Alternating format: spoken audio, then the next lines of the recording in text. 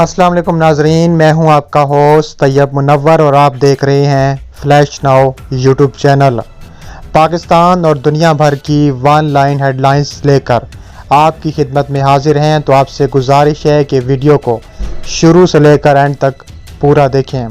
Video کی تفصیلات میں جانے سے پہلے اگر ابھی تک آپ نے ہمارا چینل سبسکرائب نہیں کیا تو چینل کو سبسکرائب کر کے بیل آئکن پر ضرور کلک کر دیں اور ہماری ویڈیو کو ایک لائک ضرور کریں۔ اب چلتے ہیں ویڈیو کی تفصیلات کی جانب۔ ترکی اپنے حقوق اور مفادات کا ہر مقام پر ہمیشہ تحفظ کرنے کے عمل کو جاری رکھے گا۔ طیب اردوان کا دھماکہ خیز اعلان۔ ترکی کے صدر رجب طیب اردوان نے نیٹو کے سیکرٹری جنرل ینس سٹولٹنبرگ سے ٹیلی فونک ملاقات کی۔ محکمہ اطلاعات سے جاری کردہ اعلامیے کے مطابق صدر اردوان نے مشرقی بحیرہ روم کی حالت کے بارے میں ان سے گفتگو کی۔ اس ملاقات میں سٹولٹنبرگ کو بتایا گیا کہ ترکی اپنے حقوق اور مفادات کا ہر مقام پر ہمیشہ تحفظ کرنے کے عمل کو جاری رکھے گا۔ جناب اردوان نے ترکی کے مشرقی بحیرہ روم میں تمام تر ممالک کے منافع میں ہونے والے کسی منصفانہ اور مثبت ڈائیلاگ کے ماحول کے حق میں ہونے پر زور دیتے ہوئے کہا ہے کہ عالمی قوانین کو نظر انداز کرنے والے اور علاقائی امن کو نقصان پہنچانے والے یک طرفہ اقدام کے خلاف نیٹو کو اپنی ذمہ داریوں کو پورا کرنا چاہیے۔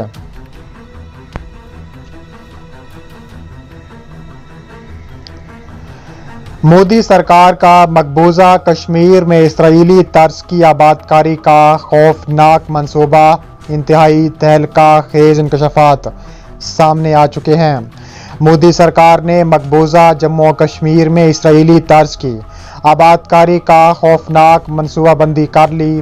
فرانسیسی خبر رساں ادارے AFP کے مطابق بھارت وادی کشمیر کے آبادیاتی ڈھانچے کو اسی انداز میں تبدیل کرنے کی کوشش کر رہا ہے جیسے اسرائیل نے فلسطین میں یہودی بستیاں آباد کر کے کیا ہے۔ AFP نے وادی کشمیر میں متعارف کرائے جانے والے نئے قوانین اور اس کے 1,40,00,000 شہریوں پر ممکنہ اثرات کا جائزہ لیا ہے۔ اگست 2019 کو نریندر مودی نے بھارت کے زیر انتظام کشمیر کی خصوصی حیثیت ختم کر کے اور نئے آئینی آرڈر کے تحت ریاست جموں و کشمیر کو 2 یونین ٹیریٹریز میں تقسیم کر دیا گیا۔ نریندر مودی کے آرٹیکل 370 کے خاتمے کے ساتھ آرٹیکل 45A کو ختم بھی ہو گیا تھا، جس کے تحت وادی کشمیر کی حدود سے باہر کسی بھی علاقے کا شہری ریاست میں غیر منقولہ جائیداد کا مالک نہیں بن سکتا۔ نئی پالیسی کے تحت وادی کشمیر کے مقامی رہائشیوں کو بھی شہریت کے تحت ملنے والے تمام حقوق حاصل کرنے کے لیے ڈومیسائل سرٹیفکیٹ لینا ہوگا۔ ڈومیسائل کے لیے انہیں 1927 میں جاری کیا گیا مستقل رہائش کا سرٹیفکیٹ دکھانا ضروری ہے۔ انڈین حکومت کی اس پالیسی کے نفاذ کے بعد سے 4,30,000 ڈومیسائل جاری ہو چکے ہیں، تاہم یہ واضح نہیں کہ ان میں سے کتنے ڈومیسائل اب مقامی افراد کو جاری کیے گئے ہیں۔ کشمیریوں کو خوف ہے کہ غیر مسلموں کے کشمیر میں آباد ہونے سے ان کی زمینوں، وسائل اور روزگار پر قبضہ ہو سکتا ہے۔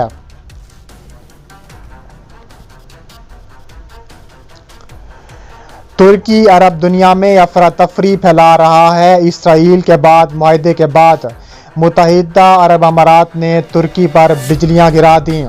متحدہ عرب امارات نے خطے میں ترکی کی مداخلت کے خلاف اقوام متحدہ کی سلامتی کونسل میں شکایت کرتے ہوئے انقرہ پر عرب ممالک میں افراتفری پھیلانے کا الزام عائد کیا ہے۔ امارات نے سلامتی کونسل کو بھیجے مکتوب میں لکھا ہے کہ قطر کی افغانستان اور وسطی ایشیا میں جنگجوؤں کی آمد و رفت کا راستہ بن چکا ہے۔ اس کے بعد اب ترکی کا ہدف عرب ممالک ہیں جہاں وہ انتشار پھیلانے کی کوشش کر رہا ہے۔ بیان میں سلامتی کونسل سے کہا گیا کہ ترکی شام اور عرب میں انسانی حقوق کی پامالیوں کے ساتھ ساتھ ان ملکوں کے اندرونی معاملات میں مداخلت کر رہا ہے۔ لیبیا میں ترکی کی مداخلت کسی سے ڈھکی چھپی نہیں ہے۔ اقوام متحدہ عرب امارات نے ترکی پر الزام عائد کیا ہے کہ وہ اپنی خطرناک طرز عمل سے توجہ ہٹانے کی کوشش کر رہا ہے۔ متحدہ عرب امارات نے اس بات پر زور دیا کہ انقرہ ایک جارحانہ خارجہ پالیسی پر عملہ پیرا ہے۔ ترکی اپنے جنوبی اہداف و مقاصد کے حصول کے لیے تارکین وطن کو استعمال کرنا چاہتا ہے۔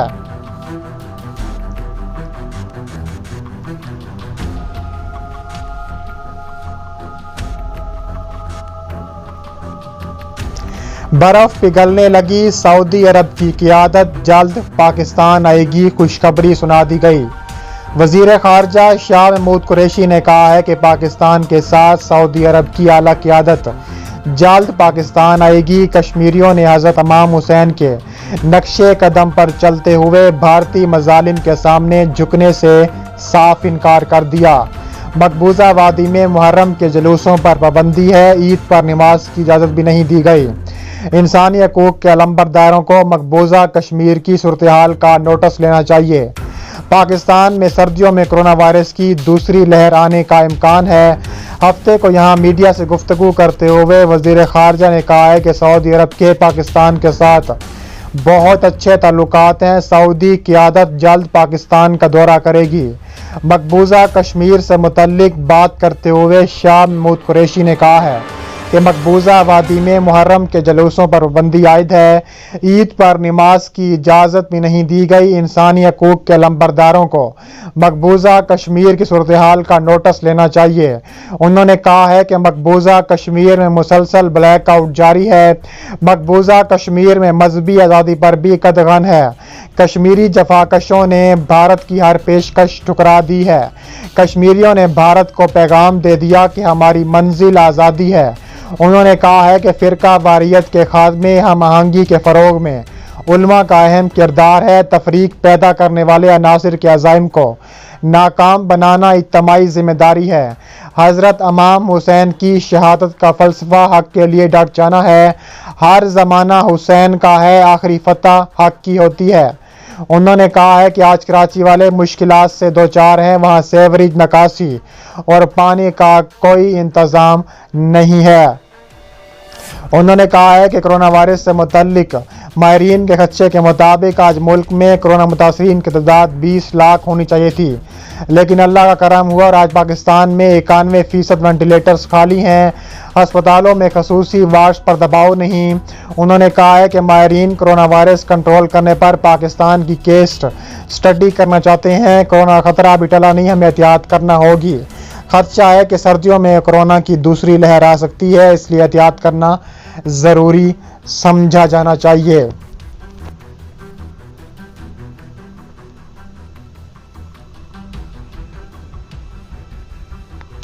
ایران نے سی پیک کا حصہ بننے کی خواہش کا اظہار کر دیا، دو طرفہ تجارت بڑھانے کا فیصلہ۔ ایران کا سی پیک کا حصہ بننے کی خواہش کا اظہار۔ ایران پاکستان کے ساتھ تمام شعبوں خصوصاً تجارت میں تعلقات کو مضبوط بنانا چاہتا ہے۔ اسلام آباد پالیسی انسٹی ٹیوٹ میں ایرانی سفیر نے جمعرات کو ایران کی سی پیک میں شمولیت کی خواہش کا اظہار کیا ہے۔ ایرانی سفیر نے پاکستان سے امریکی پابندیوں میں خامیاں تلاش کرنے اور دونوں ممالک کے مابین دو طرفہ تجارت بڑھانے پر زور دیا۔ پالیسی انسٹی ٹیوٹ میں ایرانی سفیر نے کہا ہے کہ پاک ایران امن اور سلامتی تعاون کے موضوع پر لیکچر دیا۔ ایران نے اس سے قبل چین پاکستان اقتصادی راہداری میں دلچسپی ظاہر کی تھی۔ ایرانی سفیر نے اس بات پر زور دیا کہ ایران پاکستان کے ساتھ تمام شعبوں خصوصاً تجارت میں تعلقات کو مضبوط بنانا چاہتا ہے۔ سفیر نے اعتراف کیا کہ بڑے معاشی محاذوں خصوصاً سی پیک پر پیش رفت رکھنے والے عوامی امریکی پابندیوں کی وجہ سے ہیں۔ ایرانی سفیر نے مشرق وسطیٰ میں پابندیوں کی وجہ سے درپیش افغانستان میں امن دو طرفہ ایجنڈے اور شام میں عسکریت پسند اسلامک اسٹیٹ اور اس جنگ میں بعض پاکستانیوں کی شراکت پر تبادلہ خیال کیا۔ پاکستان اور ایران نے اس سے قبل دو طرفہ تجارت میں $5 ارب سالانہ تجارت اور خدمات کو سہولیات فراہم کرنے کے لیے اوپن بینکنگ چینلز میں اضافے پر اتفاق کیا۔ تاہم ایران پر امریکی پابندیوں کی وجہ سے اس سمت میں بہت کم پیش رفت ہوئی ہے۔ پاکستان طویل عرصے سے Iran Pakistan gas pipe line کو متحرک نہیں کر سکتا۔ اس طرح ایران نے بھی یورپی یونین کے ساتھ پابندیوں کو نظر انداز کرنے کے لیے ایک مالی طریقہ کار تیار کیا تھا، لیکن یہ ناکام رہا تھا۔ مندوب نے پاکستان کو مبارکباد پیش کی۔ جب ان کے تعلقات کی بات کی جائے تو وہ دباؤ میں نہیں آئے۔ ان کا کہنا تھا کہ دونوں ممالک کے مابین سرحدی تعاون میں اضافہ ہوا ہے۔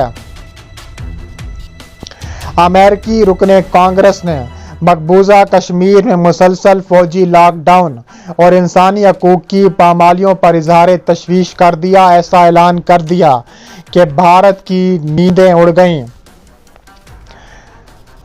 امریکی خاتون رکن کانگریس یاوٹی کلرک نے مقبوضہ کشمیر میں انسانی حقوق کی سنگین پامالیوں پر تشویش کا اظہار کرتے ہوئے کہا ہے کہ وہ مسلسل فوجی لاک ڈاؤن کی وجہ سے کشمیریوں کی حالت زار کو امریکی کانگریس میں اٹھائیں گی۔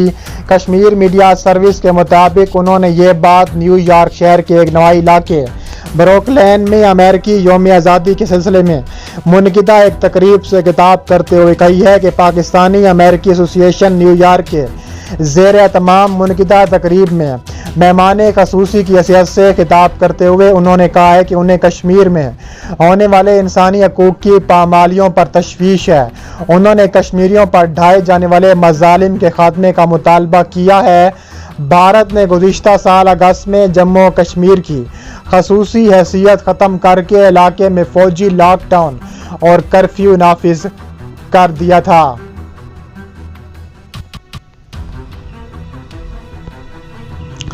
ترکی نے لیبیا میں قومی فوج کے خلاف وفاقی حکومت کے شانہ بشانہ لڑنے والے ملیشیاؤں اور جنگجو گروپوں کی نئی سپورٹ کا آغاز کر دیا ہے۔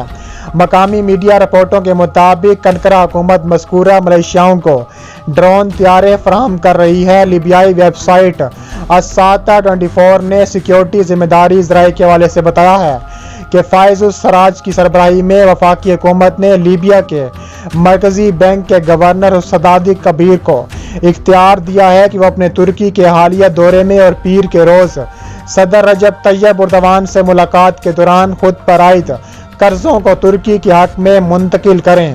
ذرائع نے شناخت ظاہر نہ کرنے کی شرط پر بتایا ہے کہ تاخیر شدہ قرضوں میں ہر طرح کے ڈرون طیاروں سے متعلق سمجھوتے کی رقوم کی ادائیگی شامل ہے۔